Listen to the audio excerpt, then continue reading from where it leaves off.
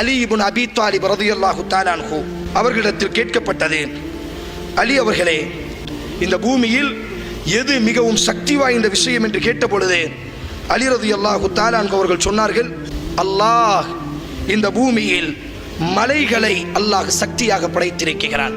சொன்னார்கள், இல்லை, அந்த மலைகளை உடைக்கக்கூடிய இரும்பை அல்லாஹ் படைத்திருக்கிறான்.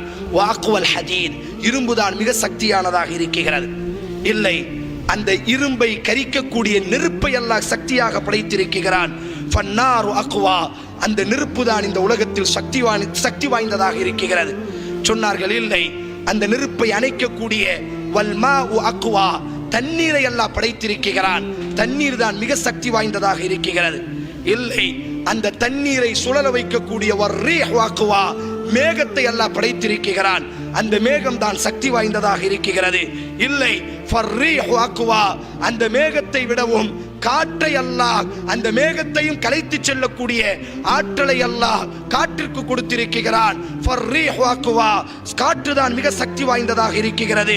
இல்லை, இல்லை, அந்த காற்றையும் மனிதன் தனது கைகளிலும் தனது பாக்கெட்டிலும் சேமிக்கிறான். ஃபல் இன்சானு அக்வா, மனிதன் தான் மிக சக்தி வாய்ந்தவனாக இருக்கிறான்.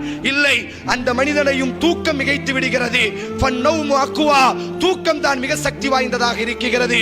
இல்லை, இல்லை, அந்த தூக்கத்தையும் கவலைகள் மிகைத்து விடுகிறது. வல் ஹம்மு அக்வா, கவலைகள் தான் இந்த உலகத்திலேயே மிகப்பெரிய சக்தி வாய்ந்ததாக இருக்கிறது.